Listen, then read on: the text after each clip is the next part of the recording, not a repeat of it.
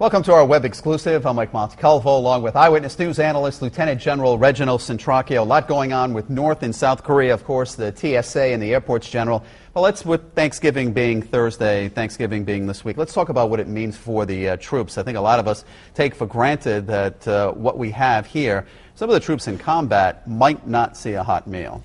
You know, ironically, I was watching an episode on the History Channel last night, and they gave somewhat of a pretty good genesis of where Thanksgiving came from, and especially what it means to troops, even back during the Civil War and the times in each of our wars. The most important thing to these combat troops is that most times they don't get a warm meal. They don't get the actual ambiance of having a meal served to them in an environment that they're used to, obviously, being back home. But I think over the several years and episodes that we've had with wars that we're in, they've refined that, so they're able to move hot, good food out to the combat troops and on the front lines. Can't begin to tell you how much that means to these kids. That's for a little bit of time. They're experiencing some memories as to what it was like when they're back home with the whole family, and just for that short moment they're able to participate in a traditional holiday. And that's really I think the foundation of good morale in any unit, when they can remember what it was like back home and see a little bit of that brought to them on the front line. Well, you've been to Iraq and Afghanistan during the holidays, so you got to see that firsthand. A lot of those troops were not in combat, though. They were back, so they had a little more time to enjoy that. Well, yeah, you have cantonment, which means that they're off the front line or in the green zone on this side of the wire, so to speak. And those that are out in the outposts don't get the same considerations unless the food is brought to them. But the environment and the kind of spirit that you see, not only within the cantonment area, but out in the field too, is just a tremendous experience to see the kind of comfort that this brings in the form of memories, and it brings them home just for a little while. They can't let their guard down, though, obviously. Absolutely not. You know, we would think that maybe it was so during World War II, perhaps even during World War I, when the cultures were fighting each other, had the same basic considerations for somewhat of a reverence of a particular holiday. Here we're dealing with someone that doesn't believe in what we believe in. The cultures are totally different, so there's no such thing as taking a time out for a particular holiday or a particular respite during a holiday.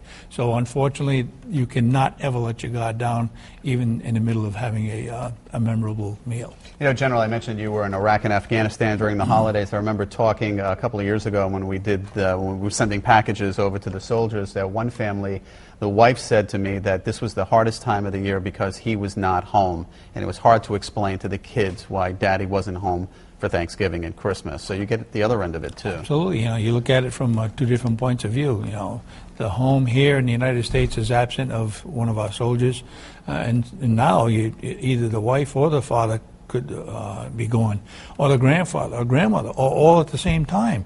Tremendous difference from what it was in World War II, Korea, and certainly Vietnam. So when you see that the reverse consideration as to a house here or home here being absent of one of their family members, the same thing is true in combat when that soldier's out there and he doesn't have his family with him or her. And I think that's really what we need to concentrate on. The holidays bring people together for a very short time, albeit for a short time at best, to remember what it was like back home, or certainly to remember what it was like when our troops were back in their own home here in the United States. Well, the holidays can be a difficult time, especially if you've lost a loved one, you know, in the last year or so.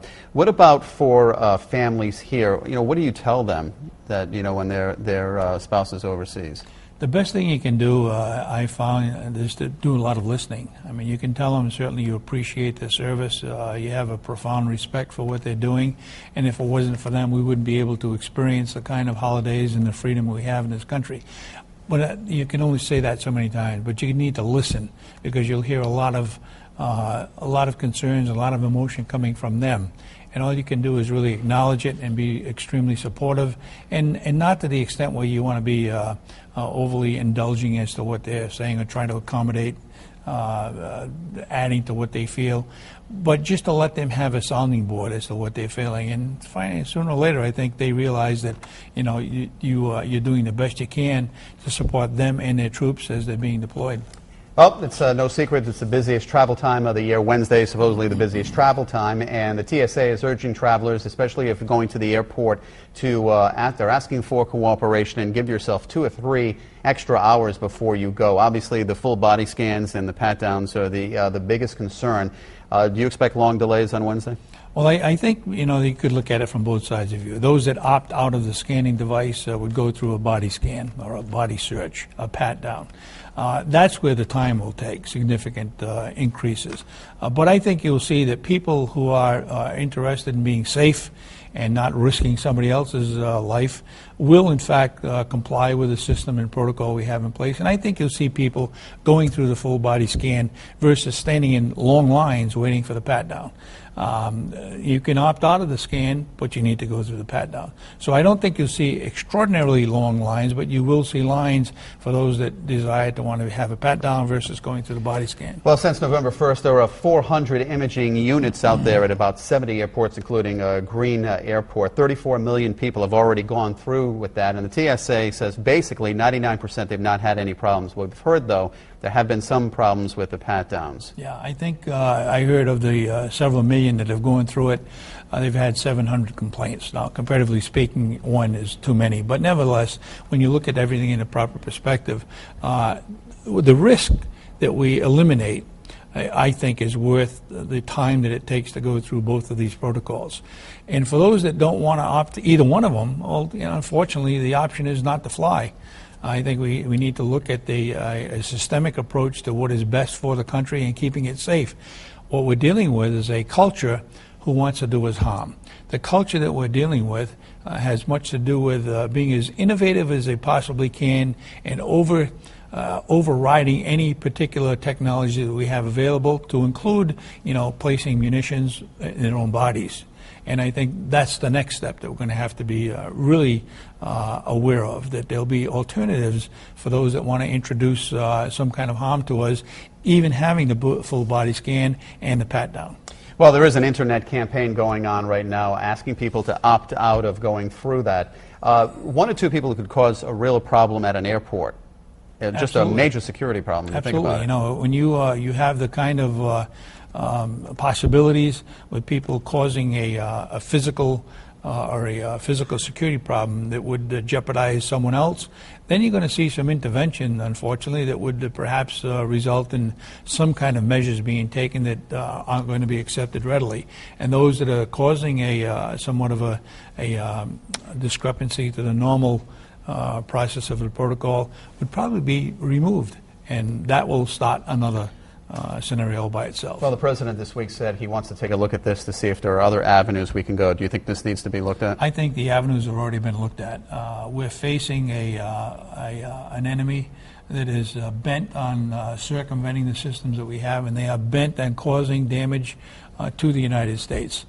Even if it's, the United States needs to be right every single time. The enemy only has to be successful once. And that's the kind of thing we're looking to. And whatever it takes, we need to be concerned that of the several hundred individuals on that aircraft, our main concern is to protect them. If 1 or 2 individuals don't want to follow protocol, unfortunately, the only option they have is to either go through the protocol or not fly. I mean, that's a simple decision. And those are the kinds of decisions I think we're going to have to look at. Now, President Obama has suggested that he's working with the TSA to look at alternatives. But I can tell you, having participated in TSA procedures over the years, I know that they're always looking for alternatives. But for every alternative there is, there's always somebody else on the other side finding a way to circumvent it. Well, the TSA was #1 on the president's list until 4 o'clock on Tuesday morning, when President Obama got that telephone call that North Korea had an artillery attack on a South Korean island. How do you think that phone call went? I would imagine that President Obama was not overly thrilled with being awakened at that time, but more so of the significance as to what this possibly could mean. This is the most significant incident since the war ended in 1953 or thereabouts. And I think we need to be aware that it could start. My major concern here is that I don't believe North Korea would be this aggressive unless North Korea felt that it would have the backing of China. And once that enters the scenario, then you need to be aware that we have a decision to make. Either we back South Korea against any aggression by North Korea. We're also going to be taking on China, if it ever got to that. I hope to God we never see that. But that's exactly what we were facing during the Korean conflict back in the 50s. You had China on one side, not openly, except they were definitely sending troops across the border. We'll be facing the same thing. So is Taiwan the pawn in all of this? I think, unfortunately, Mike, one of these days you and I are going to be talking about a desire by China to have us back off any kind of consideration for Taiwan if we want China to continue to keep North Korea subdued insofar as coming into South Korea. That's like holding us hostage, though. Well, unfortunately, I think that's the name of the game today. You know, we're looking at ways and means to preclude the physical war, but at the same time, we have to be aware that once we start backing off on the commitments that we've made to our allies over these years, where does it stop? If we said, okay, we're not going to worry about Taiwan, then where does South Korea come in? Where does Japan come in? And then you get over to NATO, and certainly within the Mideast and all of the considerations for Europe, Israel is a key.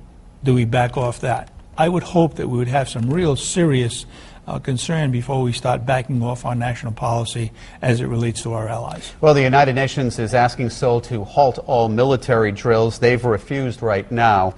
So what is the next step here? The next step is, unfortunately, I think you're going to see a continuation of North Korea taking more aggression, because this island that is owned by South Korea is in what North Korea feels is territorial waters, and they've told them not to conduct these exercises. If they continue to do so, then the residual effects of that could be further attacks upon that particular area, and specifically civilians.